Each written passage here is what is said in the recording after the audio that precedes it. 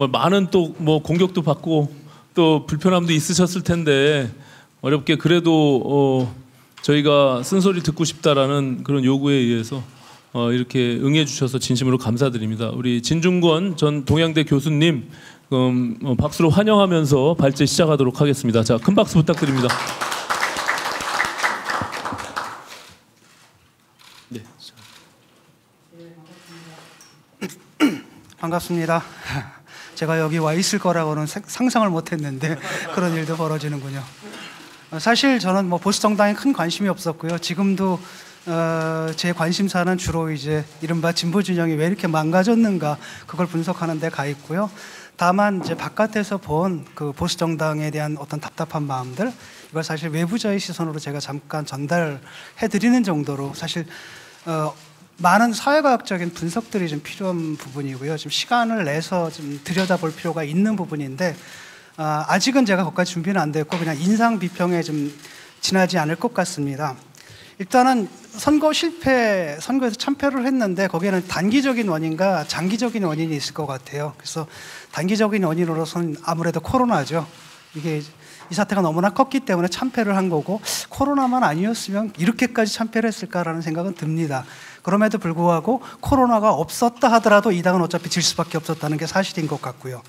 그래서 저는 이미 이제 한국 사회 운동장이 기울어졌는데 보수주의자들만 이걸 좀 모르고 있었던 게 아닌가라는 생각을 갖고 있습니다. 그래서 저는 오늘 얘기는 크게 이제 한국 사회의 정치적 지형이 그동안 어떻게 변해왔는지를 짚어보고요. 두 번째로는 보수 세력이 이 거대한 변화에 어떻게 적응하지 못해 왔는가를 살펴보고요. 세 번째로는 그 연장선상에서 이번 선거를 왜 패배했는가. 그리고 마지막에는 이제 제가 볼 때 보수가 어떤 길로 가야 되느냐 이런 순서로 좀 말씀을 드릴까 합니다. 먼저 한국 사회는 이제 그동안 큰 변화를 겪어왔죠. 한편으로는 짧은 시간 안에 우리가 산업화를 달성해가지고 거의 뭐 100년도 안 되는 사이에 농경사회에서 산업사회를 거쳐가지고 이른바 정보화 사회로 진입을 했습니다. 전 세계에 이런 곳이 없죠. 그러니까 우리나라 같은 경우에는 세 세대가 보통 이제 한 가족 안에 있어요. 그래서 할아버지 할머니 세대는 아직도 농경 시대의 그 추억을 갖고 있는 분들이고 아버지 세대들은 다 산업화 시대였고 그 다음에 젊은 세대들은 정보화 세대인데 이제는 그 정보화 세대 이제는 나이가 점점 올라가는 거죠. 그래서 60년대까지만 해도 한국 사회가 아직 농경 사회였고 70년대부터 이제 급속히 산업화가 됐고 그 다음에 제가 볼 때는 빠르면 90년대 중반부터 우리 사회가 정보화 사회로 진입했다 이렇게 판단이 됩니다. 그러니까 산업화 사회와 정보화 사회의 차이는 뭐냐면은 일하는 사람들 중에서 노동자들 중에서 그러니까 물질적인 재화의 생산 용역, 생산 가공, 유통에 종사하는 사람들보다 정보의 생산, 가공, 유통에 종사하는 사람들이 수가 더 많은 사회. 다시 말하면 컨베이어 벨트 앞에서 일하는 사람들보다 컴퓨터 앞에서 일하는 사람들이 더 많은 사회를 말합니다. 그래서 보수는 이제 사실은 산업화의 주력이었죠. 그래서 거기에 대해서 이제 민주화 세력들이 있었고요. 민주화 세력들은 그동안 이제 뭐라고 욕을 먹었냐면은 니들 돈 벌어봤어? 아마 이런 욕을 많이 벌어봤을 겁니다. 투쟁만 했지 돈 벌어봤어. 그거였고 박정희 이제 신화를 가지고 보수 세력은 우리 사회의 헤게모니를 잡고 있었습니다. 근데 문제는 뭐냐면 이제 정보화 사회로 넘어가면서 박정희 신화라는 게 더 이상 소구력을 잃어버리게 되는 거죠. 그런 경제 발전 모델이라는 것은 사실은 박정희 대통령의 서거 자체가 하나의 우리 사회에 타당했던 모델 자체가 더 이상 기능하지 않는다는 걸 보여줬는데 그걸 가지고 이제 아마도 그 밑바탕에 뭐가 깔려 있냐면은 농경사회 사람들이 산업적인 생산력 앞에서 보는 그 경이로움 이게 거의 신화로 발달해가지고 박정희가 신격화되어 있는 거고 제가 있는 이제 동양대만 해도 그 가면은 식당에 지금 대통령과 그 유경수 여사 사진을 붙여놓는 이런 데까지도 있었습니다. 그러는 사이에 이제 어떤 일이 벌어졌냐면은 한국 사회가 386이었습니다. 제가 독일에서 유학하고 왔을 때만 해도. 근데 이들이 이제 586이 된 거고 이들이 한국 사회의 주류로 등극했다라는 겁니다. 그래서 아마도 많은 분들 니들 한 게 뭐 있어 데모만 하지 않았느냐 이들을 보는 게 아니라 이들과 같이 대학을 다니면서 이들의 운동에 공감했던 그 세력들이 지금 2000년대 들어와서 뭐가 되냐 벤처니 뭐 IT니 인터넷 기업들 이게 주력이 됐고 한국 사회에 그게 바로 경제의 주체가 바뀌어버리는 겁니다. 우리가 옛날에 토목경제였다고 한다면 이제 IT 쪽으로 완전히 갔고 이 IT 생산하는 그 생산의 주체가 돼버린 거고 이들이 바로 이들 세력과 뭐가 됩니까? 교감을 하는 상태가 되어버린 거죠. 그러니까 한마디로 한국 사회의 주류가 교체된 겁니다. 그러니까 생산의 주체가 달라진 거예요. 주요한 생산의 주체가 달라진 거고 오늘날도 이른바 토목적인 부분들 있죠. 아주 건설이나 이런 것들, 제조업 이런 것들이 있는데 이게 살아남은 것은 IT 기술과의 결합 속에서 살아남았던 거죠. 그래서 이들이 결국은 IT 기업 또는 전통적 제조업에 들어간다 하더라도 바로 이 IT 쪽과 관련된 부분들을 담당해서 이들이 바로 생산의 주체가 돼버린 겁니다. 그런데 보수 세력이 바로 이들을 잡지 못했고 보수 세력들은 아직까지도 전통적인 토목 세력들 이들하고만 관계를 가졌던 것 같습니다. 그리고 이게 생산의 주체만이 아니라 동시에 뭐가 되냐면 소비의 주체이기도 합니다. 왜냐하면 제가 이제 방송을 했는데 시청률이 안 나와가지고 시청률 안 나와서 어떠죠? 그랬더니 걱정하지 마십시오. 2040은 잘 나오고 있습니다. 그러니까 다른 시청률을 보는 게 아니에요. 종편회 같은 경우에 굉장히 나이 드신 분들이 많이 보잖아요. 그게 중요한 게 아니라 2040이고 이게 바로 뭐냐 광고 시장에서 지금 이제 생산자 자본주의가 아니라 이제 소비자 자본주의인데 이 소비 시장을 또한 이들이 꽉 잡고 있다라는 겁니다. 그리고 이것은 뭘 의미하느냐 하면 바로 미디어에 대한 즉 매체들에 대한 정치적 영향력을 의미한다라는 겁니다. 그래서 매체 측면에서 보게 되면 그동안에 뭐였냐 조중동이었죠. 종이신문이었는데 이게 인터넷으로 들어가게 되면서 완전히 그 IT 쪽으로 이제 변해버린 거죠. 이쪽도.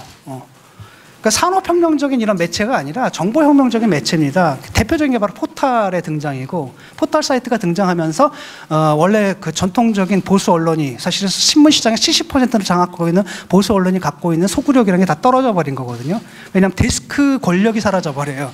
옛날에 편집의 권력이었는데 포털 사이트에 들어가면 조선일보 기사 밑에 한겨레 기사, 중앙 밑에 뭐 경향 뭐 이런 식으로 해가지고 포털의 편집 권력 자체가 이제 무너져 버립니다. 그 다음에 뭐가 있냐면 이제 뉴 미디어들이 떠오르죠. 예를 들어서 오마이뉴스라든지 프레시언이라든지 인터넷 매체들이 떠오르고 요즘은 특히 뭐가 있냐면 개인 매체들 SNS, 트위터, 그 다음에 팟캐스트, 낙검수를 한번 생각해 보십시오. 그 다음에 요즘은 이제 유튜브.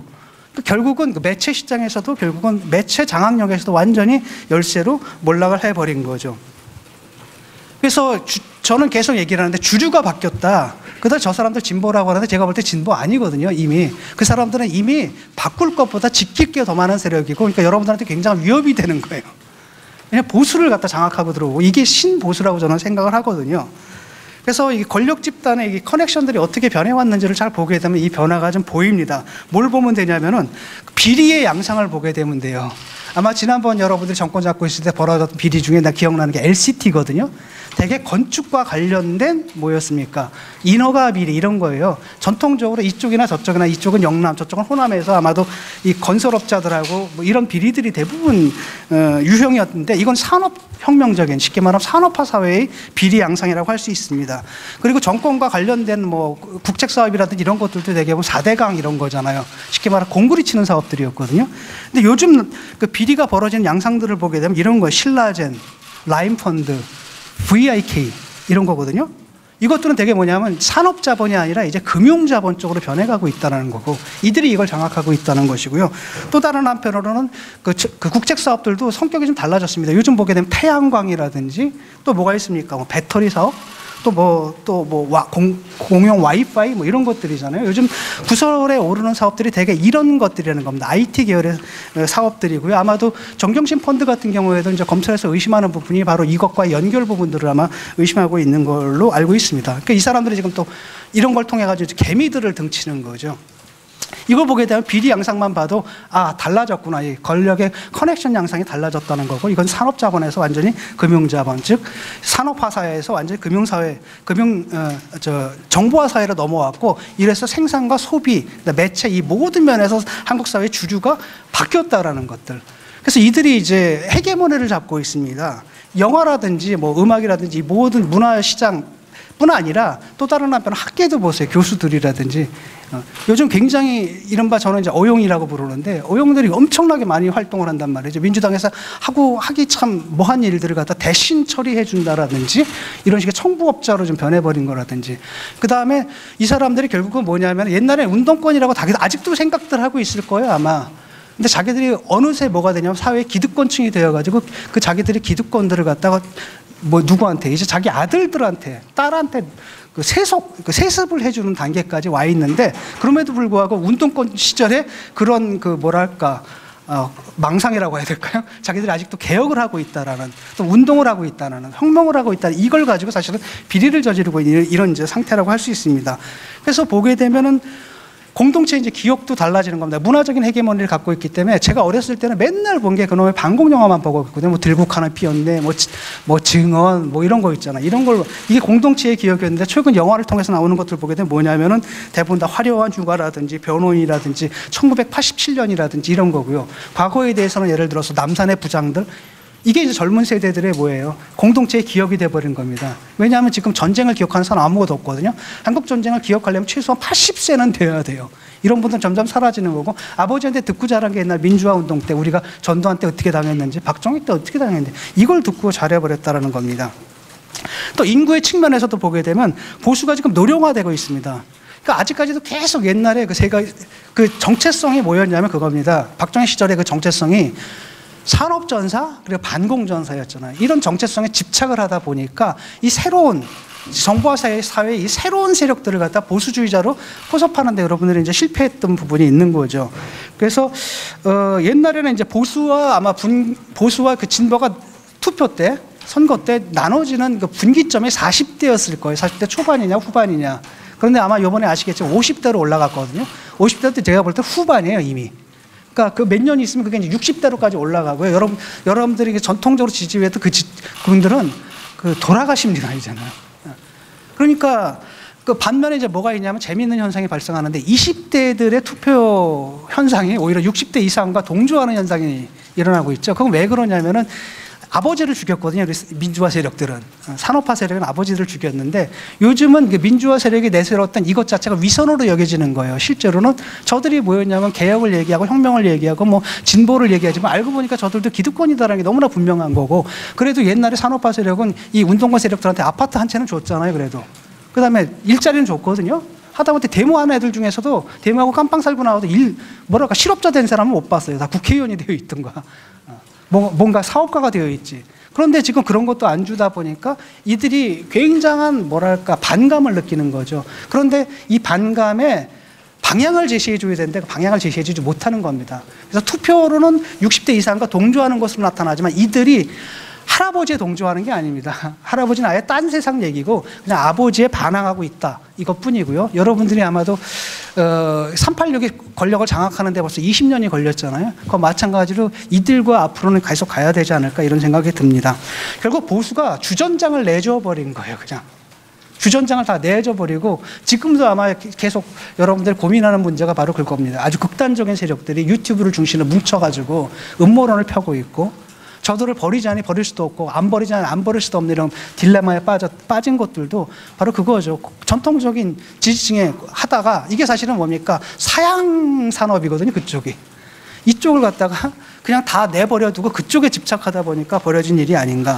결국은 옛날에는 뭐였냐면 이쪽 지형이 영남 세력 PK, TK와 그다음에 강남입니다. 그러니까 영남에 쉽게 말하면 한국의 산업화라는 게 영남과 경부 라인이잖아요.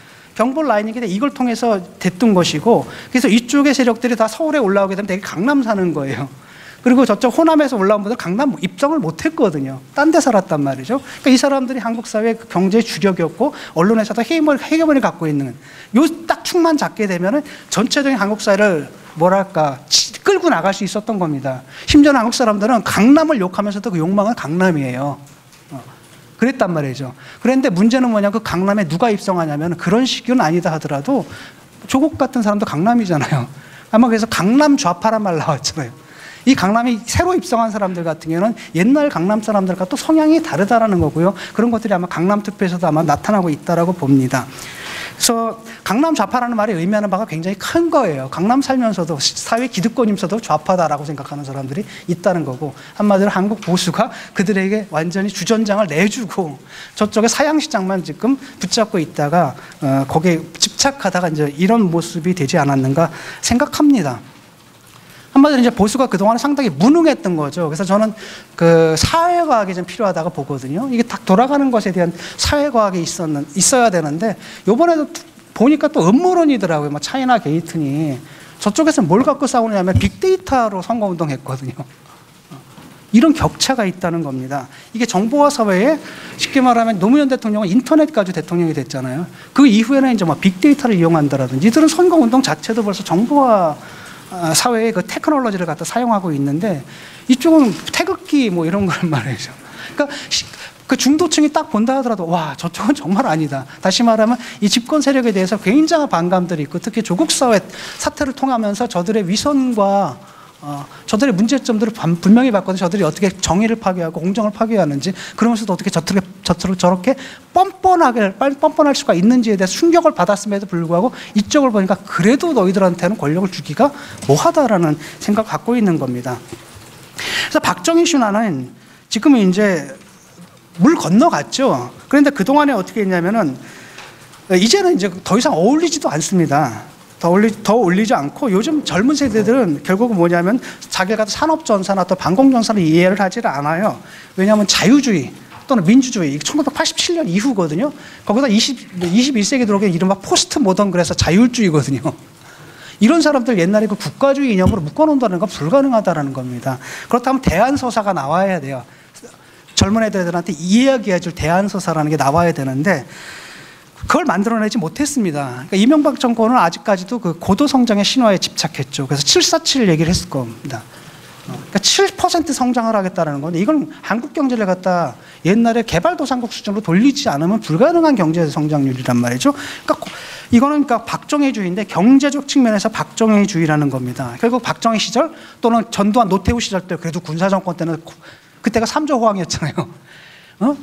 경제 성장률은 높았지. 이런 노스탈지 이런 걸 가지고 선거를 했다라는 거죠. 근데 문제는 뭐냐면 그런 경제 모델은 우선 불가능하다라는 겁니다. 우리도 선진국에 근접해가면 근접할수록 다시 말하면 정권이 하나 바뀌면 바뀔수록 아마 성장률 1%씩 계속 떨어질 겁니다. 그건 너무나 자연스러운 일이거든요.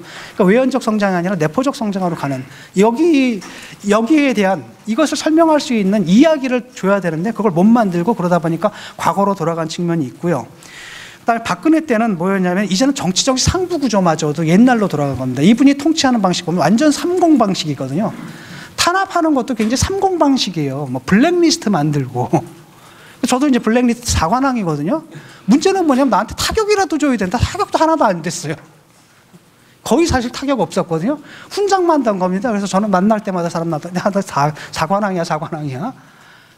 근데 저쪽은 완전히 다르거든요. 정말 타격을 줍니다. 정말 합법적이고 이런 방식으로 상당히 치밀하고 집요하게 공격을 하더라고요. 이걸 보면서 쉽게 말하면 정적을 탄압하는 방식도 굉장히 후졌다. 이런 생각이 낡았다라는 생각이 듭니다. 그래서 이제 박근혜식 통제 방식은 30 방식입니다. 그러니까 아마도 이분의 머릿속에 비전이 없고 옛날에 청와대에 있으면 봤던 게 그 방식이고 아마 본인은 아마 잘못한 게 아무것도 없다고 생각을 할 거예요. 지금도. 실제로 그럴 겁니다. 비전 자체가 거의 가 있다 보니까. 그래서 그 보수 정권이 두 개가 한편으로는 경제적 토대를 갖다가 3050 시절로 돌렸고 그 다음에 두 번째 정권은 뭡니까? 상부구조마저 3050으로 돌렸다가 결국은 어떤 사태가 난 거냐면 더 이상 적합하지 못하잖아요. 그게 결국 탄핵 사태로 나타난 게 아닌가 싶습니다. 그래서 경제적 관념과 정치적 관념이 낙후가 돼 있다는 겁니다. 하나는 산업화가 있고요. 경제적 관념은. 그 다음에 정치적 관념은 권위주의입니다. 그 다음에 이념은 이런 게 반공인데 이걸 가지고 버텨왔는데 요즘 뭐냐면 산업화가 아니라 정보화 사회죠. 그다음에 권위주의가 아니라 인터넷은 쌍방향 소통입니다. 이제는 국가가 감시하는 시대가 아니에요. 그러니까 이분들도 감시라는 것도 국가 감시 체제잖아요. 요즘은 어떤 시대냐면 쌍방 감시거든요. 데모를 하러 가잖아요. 경찰만 사진 찍는 게 아니라 이쪽에서도 경찰 사진 찍어요. 이런 자율주의의 시대란 말이죠.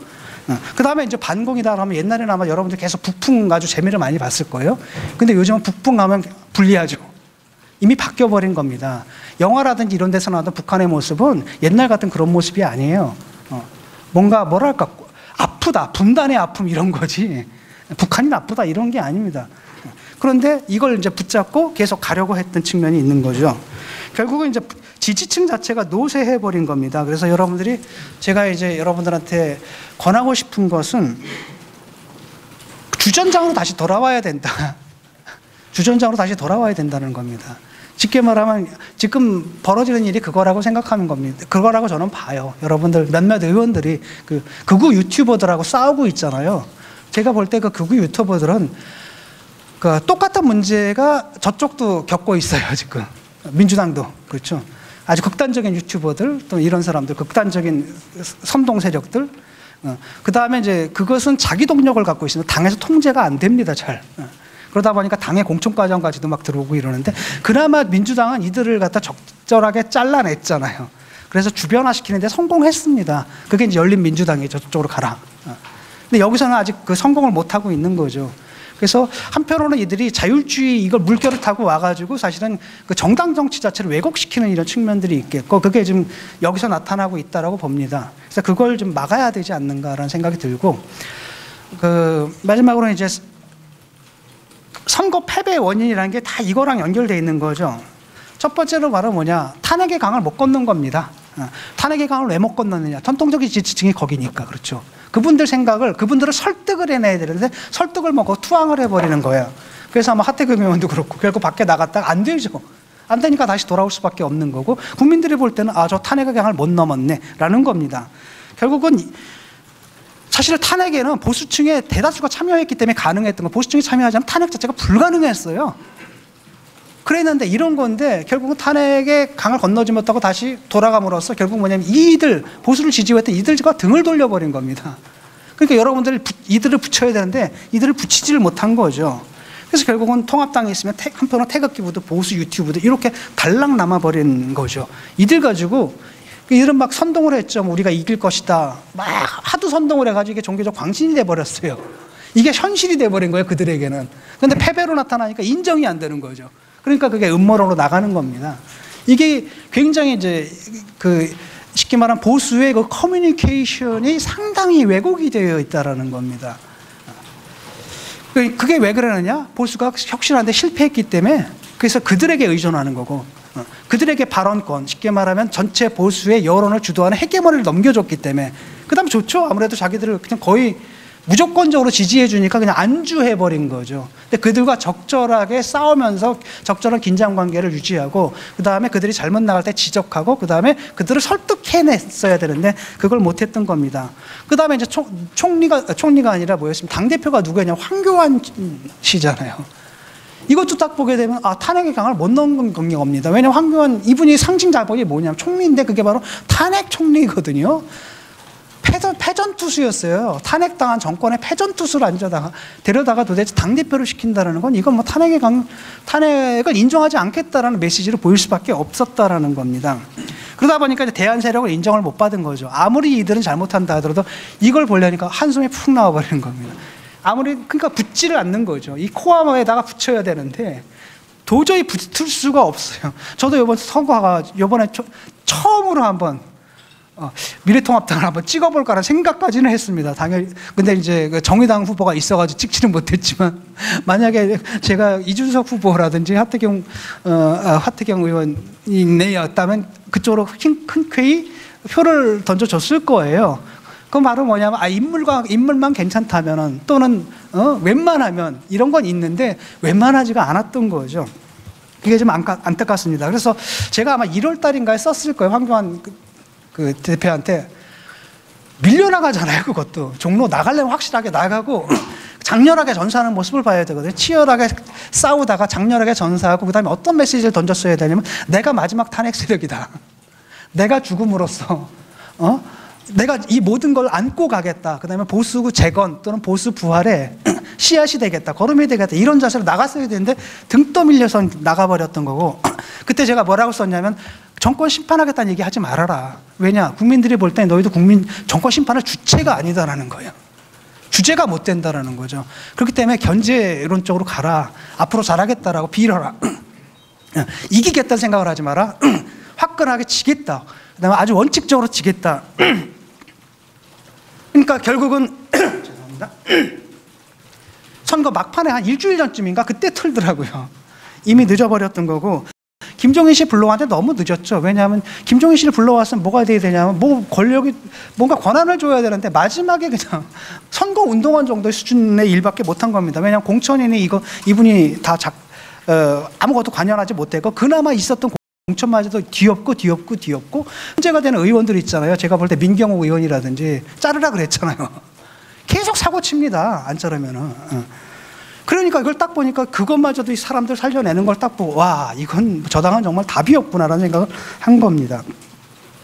그 다음에 이제 코로나 대응도 마찬가지예요. 코로나 대응을 보면 한국당에 이제 문제가 드러나는 게 뭐였냐면은 코로나 사는 국가적 재난 상태거든요. 이것은 정쟁화하면 안 됩니다. 대통령 마음에 안 들어요, 저도. 하지만 제가 그동안 계속 싸웠던 저도 페이스북에 올려가지고 한국의 방역 문제 없다라는 글을 계속 올렸잖아요. 오히려 외국에서 칭찬받는다는 글도 제가 제일 먼저 올렸을 거예요, 아마. 슈피겔지. 내가 독일어 번역해까지 올렸다라는 거죠. 그건 바로 뭐냐면은 국가적 재난 상태 앞에서는 당리당략을 넘어서야 된다는 겁니다. 우리가 대통령과 우리가 같이 간다, 이거는. 국민은 대통령을 중심으로 우리가 같이 단결해 싸운다라는 거고, 그 가운데서 여당이 잘못한 거 많잖아요. 예를 들어 대통령 스스로 발언을 잘못했단 말이죠. 굉장히 느슨한 발언했다 바로 대구 사태가 터졌고, 요번에도 풀어주니까 바로 뭐가 터져요. 또 이태원 터진다라든지, 그 다음에 마스크 문제에서도 대책, 혼란스러운 부분들이 있었고, 그런 걸 지적했다라고 하면 훨씬 낫지 않았을까. 그 다음에 의협 말만 믿었던 겁니다. 그러니까 여러분들 확인해야 되는데 이게 올바른 방식인가, 의협의 지적이다라는 게 정말로 과학적으로 모든 감염자가 중국에서 오는가, 제가 볼 땐 그거 아니거든요. 왜냐하면 WHO에 딱 가게 되면은 어떤 인구 집단을 집단으로 차단한다는 거 있을 수가 없는 방역 원칙이 아니에요. 근데 잘못된 방역 원칙을 막 주장하고 있다는 거죠. 나중에 다 해보니까 중국인에 의한 감염은 거의 없잖아요. 그렇잖아요? 그러니까 잘못된 비판을 했던 겁니다. 비판을 한다 하더라도 사실에 입각해야 되고요. 좀 전에 얘기했듯이 원칙에 입각해야 되는데 원칙도 틀렸고 사실도 틀렸다라는 겁니다. 그러다 보니까 이제 어떤 일들이 벌어졌냐면은 대구 같은 경우에 생각해보세요. 거기 지자체장이 누구죠? 이당 소속이잖아요. 거기서 모든 일을 다 했는데 그걸 다, 그러니까 일 끝나니까 외신에서 주목을 하더라고요. 내가 황당해가지고 정말. 내가 그 이당이었다면 모든 당력을 다 동원해가지고 가서 그 권영재 시장을 지원하는 일을 했을 거예요. 뭐 국회의원이 무슨 뭐 도와줄 일이 뭔가 있겠냐마는 그래도 전국의 당도를 다 동원해서 대구를 도웁시다는 캠페인을 나는 했을 것 같아요. 그랬다면 훨씬 나아졌겠죠. 근데 문제는 뭐 신문에 나오는 건 박원순, 이재명이에요. 그 나는 것도 뭡니까? 신천지 쳐들어라게 활극이잖아요. 보여주기. 이걸 딱 보면서 와, 이건 도대체 뭐냐. 그래서 이 전체가, 그러니까 뭐가 잘못됐냐면은 꼼수를 부리면 안 됩니다. 원칙적이어야 되거든요. 원칙에서 벗어나면 안 되는 거고, 그 다음에 비판은 사실에 입각해야 돼요. 그래야 힘이 있는 겁니다. 그 다음에 솔직히 말하면 그럼 1월하고 2월 달에 사실 야당 노릇은 솔직히 저 혼자 했잖아요. 그건 제가 뭐 그쪽에 있었기 때문에 뭘 많이 알고, 저 그쪽 하나도 저 거기 아는 정보 하나도 없어요. 제가 아는 정보는 신문에 난 걸 보고 얘기를 하는 겁니다. 그럼 왜 호응을 했느냐? 원칙에 입각했고 사실에 입각했기 때문에 호응을 하는 거잖아요. 그러니까 저만이 아니다 하더라도 누군가라도 이렇게 비판을 했다라고 한다면 이게 굉장히 세게 들어갈 수 있고, 이른바 중도층에 대해서 소구력을 가질 수가 있어요. 특히 조국 사태 이후에. 근데 그걸 놓쳐버렸다는 겁니다. 비판을 딱 하게 되면은 저쪽을 욕하는 게 아니라 딱 보니까 아유, 쟤들은 더 안 됐네, 이런 생각이 든다라는 겁니다. 그래서 비판은 비난이 아니다라는 거고요. 지금도 마찬가지입니다. 예컨대 이번에 정의연 이런 사건이 있잖아요. 자꾸 저쪽 공격하려고 하지 마세요, 제발 좀. 그 이용수 할머니가 얘기하는 바를 잘 들어보세요. 3가지 얘기를 하고 있거든요. 제가 볼 때 그거 굉장히 옳아요. 옛날 이제까지 운동 방식 잘못됐다라는 겁니다. 그렇죠? 이런 옳은 것들을 대변을 해야 되지, 회계가 어쩌고 저쩌고 이런 걸 언론에서 하게 내버려 두면 됩니다. 그래서 여러분들은 항상 원칙에 입각해가지고, 문제는 뭐냐면 그분이 지적하고 있는 그 핵심 있잖아요. 이거 지금 사라져버렸어요. 그래서 뭐 장부를 공개하라 마라 이렇게 돼버렸잖아요. 이런 것들이 사람들이 식상하거든요. 이분이 느낄 때는, 제가 볼 때는 그 운동권 방식에 굉장한 문제의식을 느꼈거든요. 지금 이런 운동권 방식이 우리 사회에서 지금 곳곳에서 파열음들을 내고 있고, 이것이 더 이상 유효한 모델이 아니다라는 걸 보여주는 거예요, 지금. 근데 이걸 치고 들어가야 되는데 치고 들어가지 못하고 계속 욕만 하고 있다라는 겁니다. 마지막으로 통합당에 대한 제안을 하겠습니다. 일단은 까놓고 얘기할게요. 그냥 통합당에는 그냥 뇌가 없어요. 브레인이 없습니다. 그러니까 싱크탱크가 옛날에 여연 같은 게 있었죠. 근데 여연이 언제부터 망가지더라고요. 옛날에 여연 보고서 같은 게 굉장히 중요했는데, 그나마 이제 없어지더니 하나 남은 게 이제 뭐였습니까? 그나마 여론조사였어요. 근데 어느 순간에 여론조사도 틀리더라고요. 그래가지고 저 당이 망가지는구나. 일단 싱크탱크가 좀 있어야 될 것 같고, 아마 이제 많은 시도들이 있을 것 같은데요. 사회과학적인 인식으로 좀 무장해야 될 것 같습니다. 세상이 달라졌다라는 것들. 그 다음에 정보화 사회가 뭘 의미하는지에 대한 인식들이 좀 있어야 될 것 같고요. 그 다음에 또한 그 의원들이 이걸 좀 학습을 좀 해야 될 것 같아요. 그다음에 폴리티컬 커렉트니스의 문제 있잖아요. 우리 사회가 굉장히 많이 달라졌기 때문에 옛날에 아무렇지도 않았던 발언들이 이제는 문제가 돼요. 심지어 저도 그렇거든요. 제가 옛날에 아무렇지도 않게 했던 발언들이 지금 들어오거든요. 지금 비판을 받아요. 예컨대 굉장히 민감해졌거든요. 이런 부분들, 왜냐하면 자꾸 이거 말만 딱 들으게 되면 이게 이번에 선거도 계속 막말이었죠. 막말. 옳다 그러죠. 그게 왜 잘못됐는지도 모른다라는 겁니다. 그래서 이게 사회과학적인 인식과 쉽게 말하면 과학적 인식과 윤리적인 의식에서의 현대성들을 좀 회복할 필요가 있는 것 같고요. 그다음에 보수의 큰 이야기를 다시 만들어야 됩니다. 큰 얘기. 사람들한테 내가 보수당, 저는 그렇거든요. 저는 옛날에 정의당을 지지했을 때 당당하게 얘기했거든요. 자랑스러웠어요, 정말. 이런 당을 지지한다라는 게 우리의 이야기가 있단 말이죠. 그런데 보수주의자들한테 얘기를 하게 되면 뭐예요? 왜 찍어요? 자랑할 만한 이야기가 없잖아요. 그들로 하여금 자기가 보수를 정당을 지지하는 데에 대해서 자랑스럽게 얘기할 만한 이야기를 줘야 되는 겁니다. 저는 그래서 뭘 권하고 싶냐면 공화주의 이념을 권하고 싶어요. 공화주의의 이념. 공화국이라는 리퍼블릭이고 라틴어에서 레스 푸블리카입니다. 공적 사안이라는 거예요. 지금 딱 보면 저들이 무너뜨리는 게 바로 레스 푸블리카를 무너뜨리고 있어요. 그렇죠? 공적인 그걸 갖다 그래서 뭐냐 이권 그러니까 레스 프리바타라고 합니다. 사적인 사안으로 만들어봤어요. 그러니까 조국 사태가 잘 보여주는 거잖아요. 옛날 같으면 그런 일이 있었으면 그냥 바로 잘렸잖아요. 안 잘리거든요. 조국은 물러났지만 조국 프레임은 계속 남아서 계속 작동할 겁니다. 이미 어디에 들어갑니까? 이번에 정의영 사건도 별로 이 프레임이 또 적용되잖아요. 그 윤미향인가? 그분이 뭐라고 합니까? 자기가 조국이래잖아요. 이 프레임으로 간다는 겁니다. 이건 계속 반복될 거라는 겁니다. 그러니까 이 사람들은 쉽게 말하면 공을 얘기하면서 이런 사익을 추구하는 이런 부분이거든요. 그러니까 레스푸블리카, 다시 말하면 리파블릭의 이념 자체를 갖다가 무너뜨리고 있고 저는 걱정하지 않거든요. 얘들은 권력을 가졌고 견제도 안 되기 때문에 썩는다는 건 좀 보장을 해요. 바로 여기에 대한 많은 사람들이 반감을 갖고 있고 문제의식을 갖고 있기 때문에 여러분들이 그 부분을 그러니까 정말로 레스푸블리카의 이념들, 쉽게 말하면 우리가 정치를 한다는 것은 사적인 게 아니라 뭐예요? 공적 사안이다라는 의식을 투철하게 갖고 그런 이야기들을 좀 만들어내야 된다는 생각이 들고요. 또 실용주의적 태도를 가져요. 이제는 뭐가 보수표고 이거 진보표 정책, 보수표 정책 없습니다. 외국에는. 그런 거 없습니다. 생각해보세요. 여러분들이 잘한 선거가 2012년 선거잖아요. 그때 김종인 씨 대표 데려다가 뭐 했어요? 경제 민주화 얘기했거든요. 경제 민주화는 원래 좌파 정책이었어요. 그렇죠? 그다음에 여러분들 당색도 바꿨던 걸로 알아요. 빨간색으로. 제가 놀랬거든요. 세상에. 빨간색은 우리도 못 썼어요. 빨갱이란 소리 들을까봐. 민주노동당 때 우리가 주황색 쓰고 막 이랬습니다. 보라색 쓰고 이랬잖아요. 빨간색을 쓰더라고요. 그런데 그때 뭐냐면 저쪽의 아젠다를 뺏어버린 거예요. 선점해버린 거고 민주당이 그때 죽을 수밖에 없었고 그 선거 질 수밖에 없었던 선거죠. 민주당으로. 그러니까 뭐 여권 최저임금제 이런 것들도 전향적인 대책을 갖고 있어야지 최저임금 올리는 건 아베가 해요. 아베가 기업들한테 임금 올려주라고 막 그러거든요. 그럼 보수 진보에 넘는 게 아니라 실용적인 흑묘냐 백묘냐 이걸 가져야 된다는 겁니다. 보수표 뭐 이런 거 없습니다. 흑묘냐 백묘냐 그런 태도를 가져야 되고 보수란 건 태도의 이름이에요. 보수라는 건 결국은 뭐냐면 여러분들이 새롭게 내는 생각보다 이때까지 수많은 사람들의 그 집단지성, 역사 속에 쌓아온 이 집단지성이 오를 가능성이 훨씬 더 크다. 그러니까 천천히 가자라는 거예요. 반면에 진보라는 건 조금 우리가 좀 위험하다 하더라도 이게 새롭게 바꾸기 위해서 실험들이 필요하다. 이런 태도라는 거죠. 그런 보수의 태도를 태도로 다시 좀 정리해야 될 거고 그러다 보면 경제 문제라든지 정치 문제라든지 그다음에 특히 남북관계 문제 이런 데서 여러분들이 굉장히 전향적인 태도를 취해야 되는 거죠. 실제로 전향적인 태도를 취했습니다. 남북 정상회담 같은 거 누가 했습니까? 제일 먼저 얘기한 게 김영삼 정권이고 여러분들 정권이었어요. 하다못해 박근혜 대통령은 뭐라 했습니까? 통일 대박론 얘기했잖아요. 이런 건데 자기들이 하면은 뭐 로맨스고 저쪽이 하면 빨갱이고 뭐 이런 식이었잖아요. 그래서는 안 된다는 거죠. 일관적이어야 되거든요. 일관적이고 이 사람들이 정략적인 얘기를 하는 게 아니라 일관적인 통일이나 남북관계에 대한 입장들이 있구나 이런 느낌을 줘야 된다는 거죠. 그래서 다시 주전장으로 돌아와야 되는 겁니다. 쉽게 말하면 요 세력들이 있잖아요. 그러니까 IT 이쪽 계열 이쪽을 통해 가지고 성장한 한국 사회의 그 주류 세력이 있죠. 그 주류 세력의 중도층이 상당히 많거든요.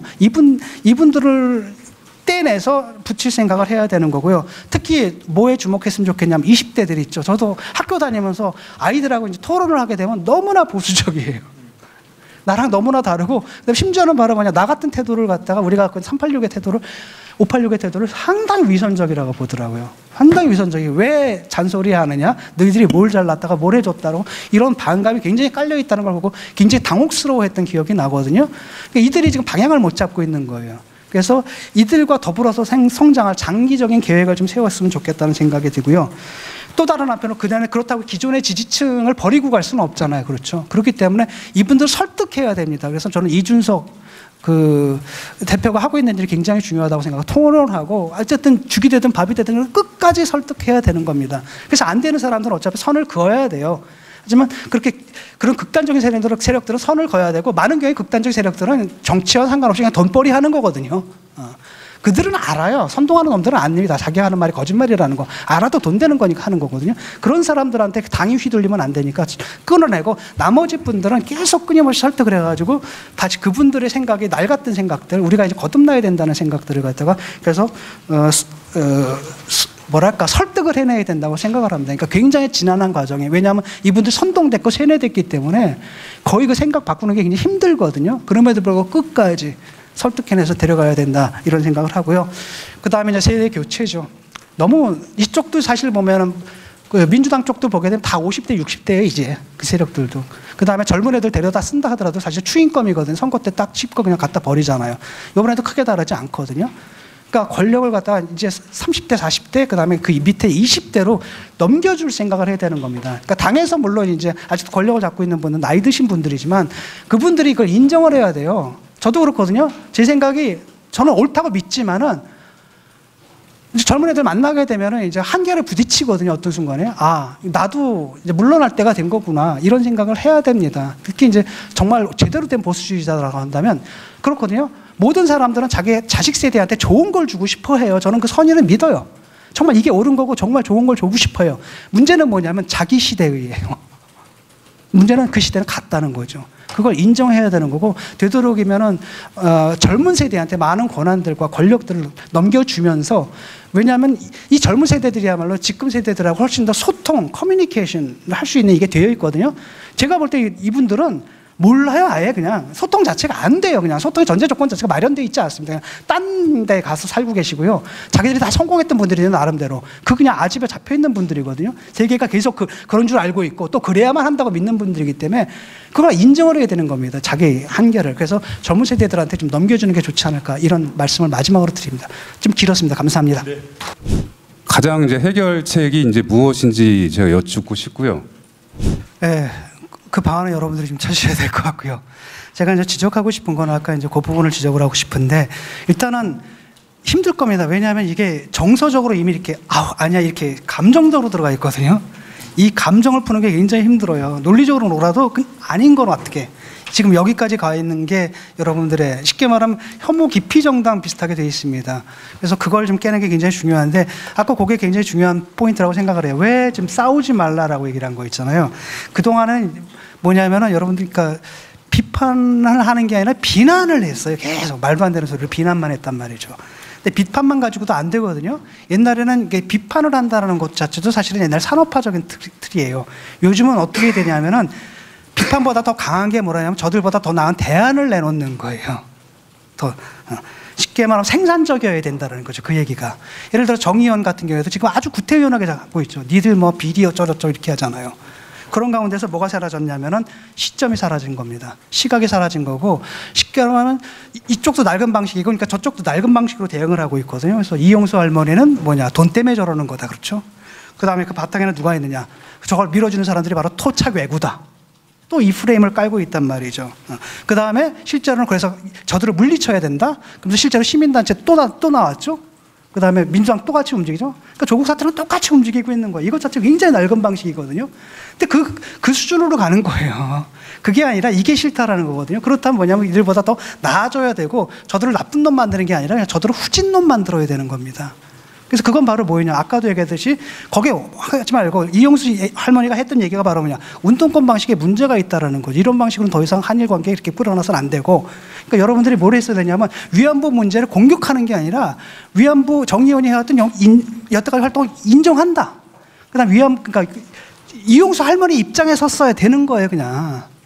근데 십자는 공격까지 하잖아요. 지금 이쪽도. 그래서 안 된다는 겁니다. 그 다음에 정의원이 했던 활동 인정한다. 하지만 너희들이 여태까지 해왔던 방식이 문제가 있지 않느냐. 이렇게 지적했으면 사람들이 딱 들어보면 새로운 얘기네?